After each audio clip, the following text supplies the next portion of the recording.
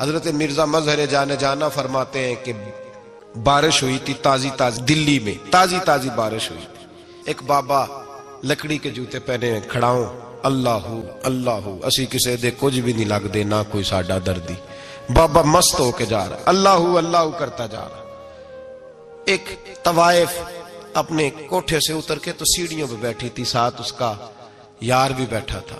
بابا اپنی مستی میں جا رہا تو بابا جی کے پیروں سے کچھ مٹی اڑی تو اس عورت کے کپڑوں پہ پڑ گئی. پرواہ نہیں، بزرگ گزر رہے. وہ یار اس کا دوڑا ہوا آیا، اس نے آ کے تھپڑ مارا. کا خیال نہیں سارے اس کے کپڑے آلودہ کر دیے، تو کدھر تیرا دماغ نہیں ٹھیک؟ بابے نے نظر اٹھائی، کہا بیٹے میں نے دیکھا نہیں، چل اللہ تیرا بھلا کرے، تو نے بدلہ لے لیا. بابا جی چپ کر کے گزر گئے. ٹھنڈ کا موسم تھا، بارش تازہ ہوئی تھی، حلوائی دودھ کاڑ رہا تھا. اس نے بٹھایا بابا جی کو پھٹے پہ، پیالہ پکڑا، دوڑ کے آگے بڑھا. بزرگ آ گئے، آئیے بیٹھیے. دودھ کا گرم پیالہ شکر ڈال کے دیا. بابا جی نے دودھ پیا، پھر نظر جھکی، پھر رنگ بدلا. کہنے لگے مالک تو کتنا بے نیاز ہے، کہیں تھپڑ مرواتا ہے کہیں دودھ پلاتا ہے. تیری بے نیازی ہے نا، ادھر تھپڑ مروایا یہاں دودھ پلایا، تو ہی جانتا ہے تیرے رنگ کیا ہے. ابھی بابا وہیں بیٹھا تھا، دوڑے آئے پیچھے سے لوگ، شور ہوا. بابے کو دبوچ کے وہاں لے گئے جہاں اس نوجوان نے تھپڑ مارا تھا. کہا تو اللہ کا بندہ ہے، اللہ کے بندے بد دعا تو نہیں دیتے. ہوا کیا؟ کہ تو نے بد دعا دی ہے؟ کہا نہیں دی، بات بتاؤ. کہنے لگے اس نے تجھے تھپڑ مارا ہے، چھت پہ چڑھا ہے، پیر پھسلا ہے، گردن کے بل گرا ہے، منکا ٹوٹ گیا، مر گیا ہے، تو نے بد دعا دی ہے. بابا جی کہنے لگے یار میں نے تو دوسرا لفظ بھی نہیں کہا، بھلا ہو کہہ کے گزرا ہوں، میں نے نہیں بد دعا دی. کہا تو نے دی ہے تبھی تو مر گیا. کہا نہیں دی. کہا بابا تو بزرگ آدمی ہے، سچ بول. تو بابا جی کہنے لگے سچ سنو. پھر میں آ رہا تھا، میرے پیروں سے مٹی اڑی، اس کے یار کے کپڑوں پہ پڑی، اسے برا لگا، اس نے مجھے مارا. جب اس نے مجھے مارا تو میں کوئی لاوارث تو نہیں تھا، مجھے دشمنوں نہ چھیڑو، میرا ہے کوئی جہاں میں ابھی پکار لوں گا، نہیں دور ہے مدینہ. اس نے مجھے مارا تو میں کوئی لاوارث تھا کہ میرا بدلہ کوئی نہ لیتا.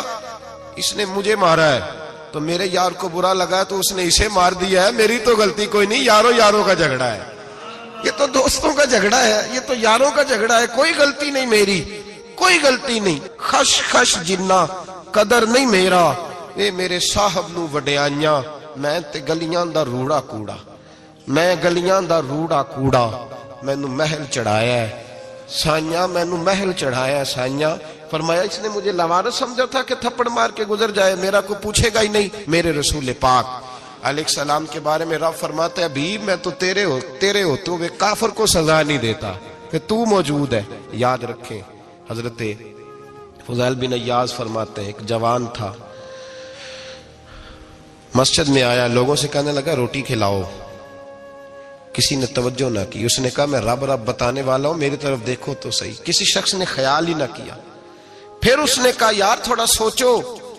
نمازیوں سے کہا، اہل علاقہ سے کہا، انہوں نے کہا تیری طرح کے بڑے درویش دیکھیں. مسجد کے محراب میں وہ رب کریم کا بندہ انتقال کر گیا. جب فوت ہو گیا نا، لوگوں کا مزاج ہے، بیمار کو دوائی نہیں دیتے، جنازے پہ وقت پہ پہنچ جاتے. جب کوئی گر رہا ہوتا ہے تو سہارا کوئی نہیں دیتا، جب کوئی گر جاتا ہے، ٹانگ ٹوٹ جاتی ہے تو تیمارداری کو زمانہ پہنچ جاتا ہے. اور بزرگ وہ نوجوان اللہ کا نیک بندہ مسجد کے محراب میں فوت ہو گیا. حضرت فضیل ابن ایاز کہتے ہیں امام صاحب نے اعلان کیا چندہ دو، کوئی لاوارث فوت ہو گیا، کفن دینا. چندہ کٹھا ہوا، کفن خریدا، جنازہ پڑا، عشاء کے بعد دفن کر کے آئے. فجر کی نماز کے لیے جب امام اور مؤذن مسجد میں آئے تو چیخیں مارنے لگے، تڑپنے لگے، دور دور تک آوازیں پھیل گئی. دنیا دوڑی آئی، کیا ہوا؟ کہنے لگے وہ جو تم نے کفن پہنایا تھا وہ یہاں پڑا ہوا ہے، اور دیکھو کفن پہ تحریر لکھی ہے. تحریر کیا ہے؟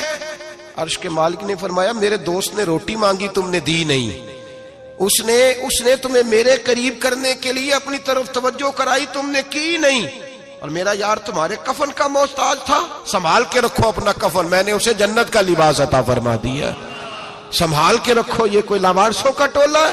یاد رکھیں جو وارث والے ہیں ان کا رنگ اور ہے، جو ماننے والے ہیں ان کا مزاج اور اپنی زندگی لوارسوں کی طرح نہیں گزارے، تھوڑا سا ادھر گیا تھا تو پھر تھوڑا سا ادھر گیا تھا تو تھوڑا سا، یہ کیا بات ہوئی، یہ کیا بات ہوئی؟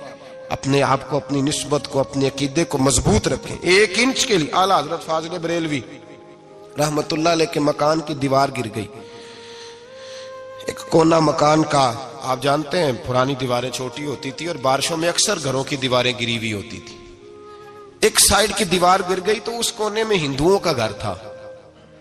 اب مستری صاحب رات کو آئے، ان سے بات ہوئی تو کہنے لگے سویرے کام شروع کروں گا۔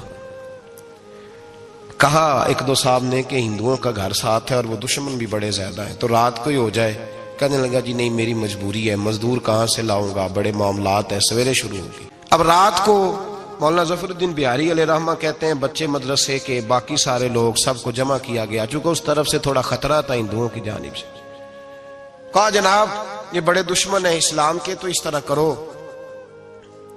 طرح کرو کہ 2-3 بچوں کی ڈیوٹی لگائیں یا کچھ لوگوں کی یہاں رات کو پہرا دیا جائے، ٹھنڈ بھی بڑی زیادہ تھی، کھڑا ہونا بھی مشکل تھا۔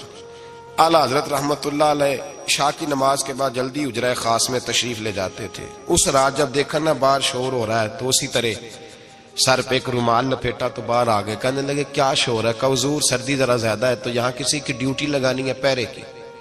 2 منٹ خاموش رہے، پھر فرمانے لگے کوئی ضرورت نہیں، جاؤ سو جاؤ سارے جا کے، کوئی ضرورت نہیں، جاؤ اپنے اپنے گھروں کو، کوئی حاجت نہیں، پہنچ جاؤ۔ کہا حضور مہربانی کرے، وہ طے ہونے لگا تھا۔ فرمایا میری وجہ سے کیوں کوئی ساری رات بیدار رہے، جاؤ تمہیں کہا نا آرام کرو۔ لوگ سو گئے۔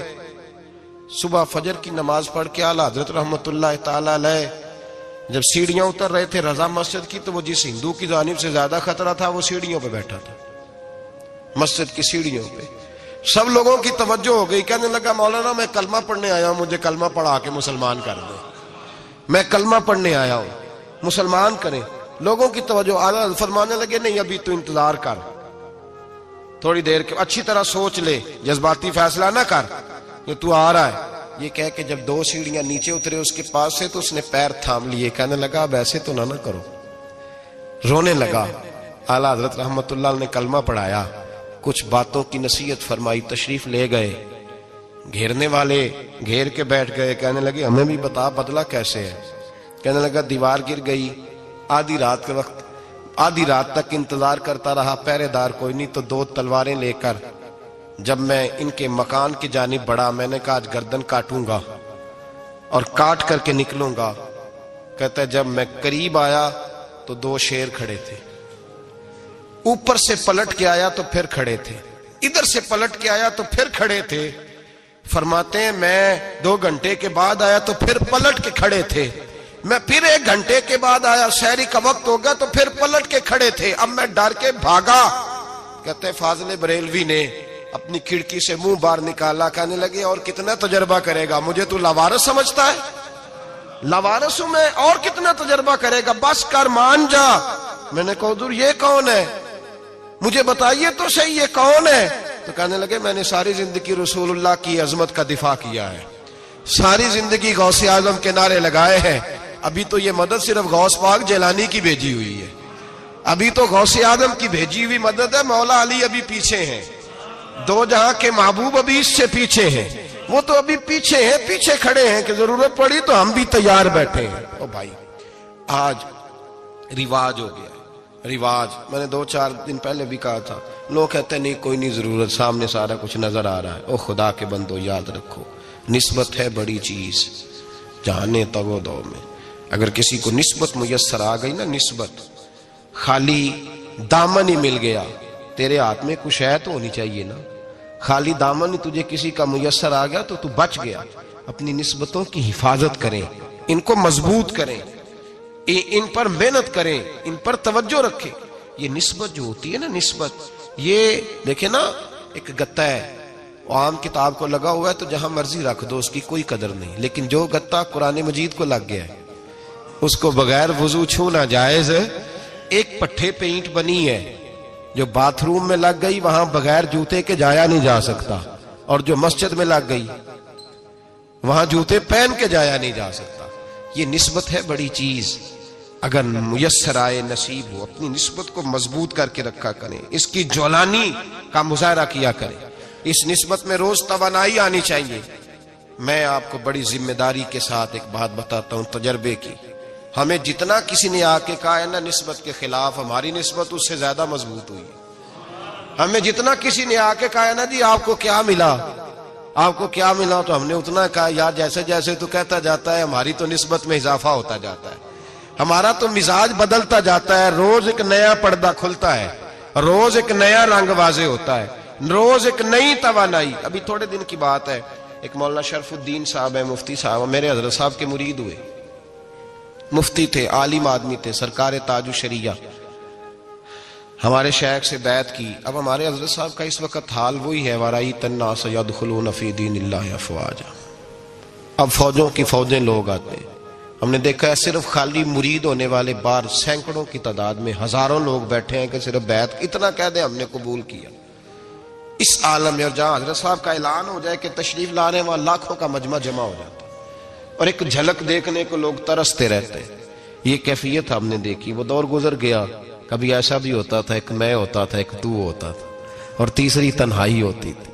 وہ دور بیت جاتا ہے، وہ لمحے کسی کسی کو نصیب آتے ہیں۔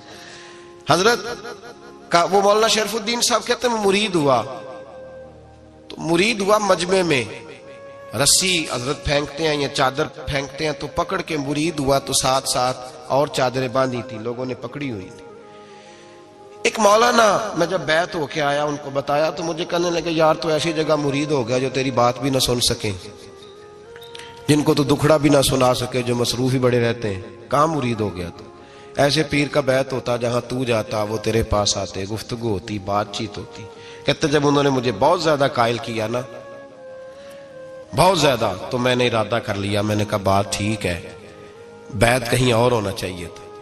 کہتے میں عشاء کے بعد سویا تو حضرت صاحب مجھے خواب میں ملے، خواب میں، اور فرمانے لگے مولانا جب آپ مرید ہوئے تھے تو آپ اس جانب بیٹھے تھے، اس کونے میں آپ تھے، اتنے لوگ آپ سے پہلے تھے، اس حال میں آپ مرید ہوئے تھے، اور جہاں تک بات چیت کرنے کی بات ہے تو آپ نے جو دل میں سوچا تھا وہ میں نے آ کے آپ کو بتا دیا ہے، پھر بھی بڑی ضرورت ہو تو میرے صاحبزادے کا نمبر لے لیں اور فون کر لیا کریں، بات ہو جایا کرے گی۔ کہتے ہیں یہ ابھی بات ہو ہی رہی تھی کہ میرے دروازے پہ دستک ہوئی تو میری آنکھ کھل گئی، میری آنکھ کھلی تو میں پریشان ہوں کہ نمبر تو ملا نہیں۔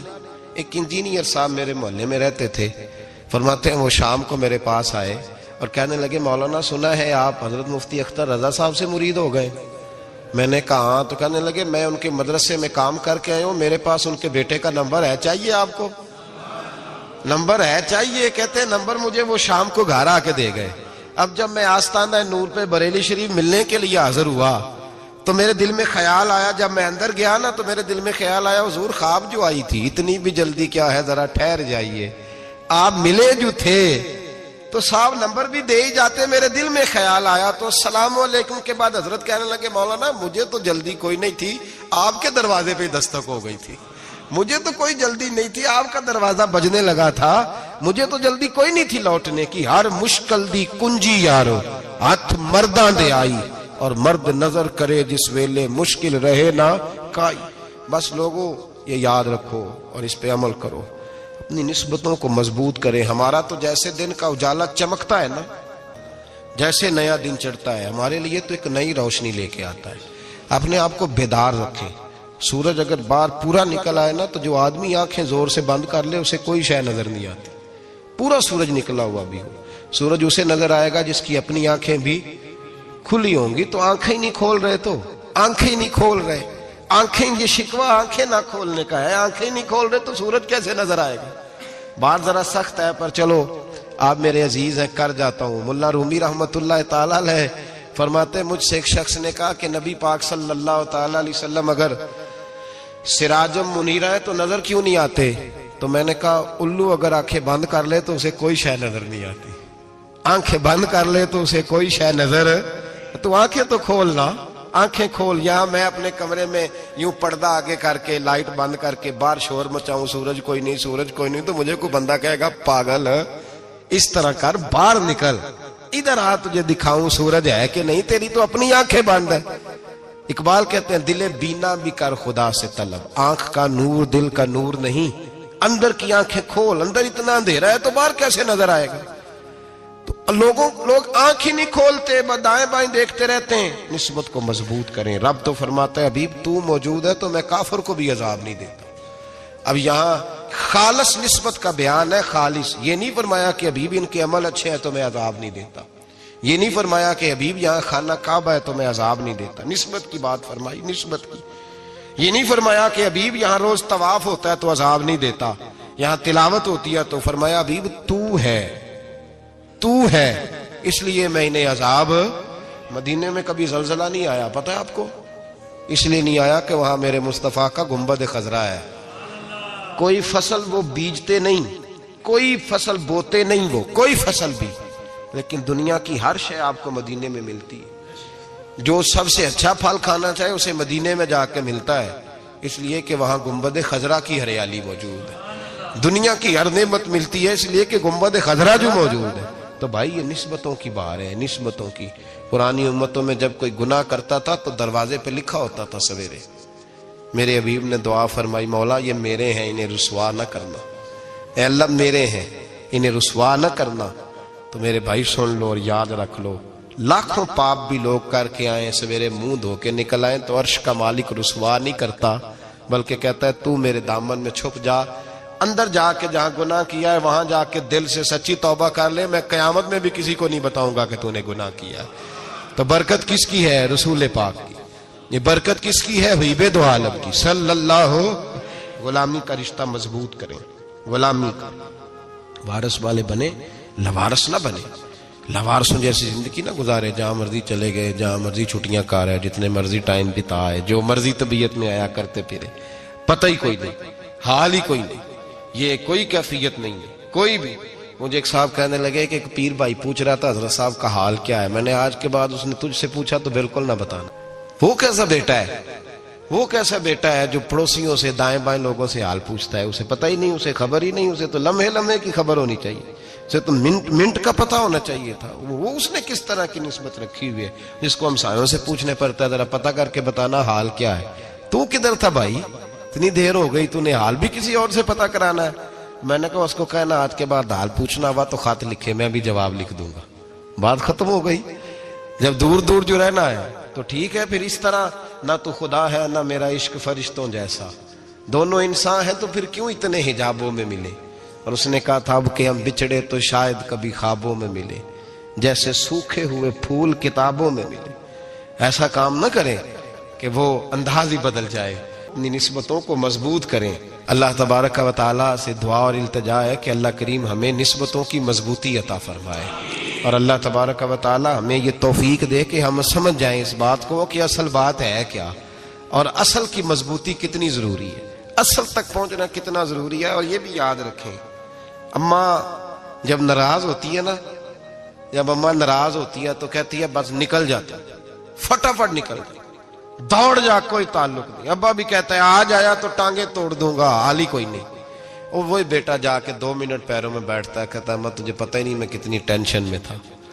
تو وہی اماں باہر نکل کے پہلے بڑھ کے مار رہی ہوتی ہے حد کر دوں گی، پھر وہی اماں کہتی ہے بڑا پریشان ہے بیچارہ۔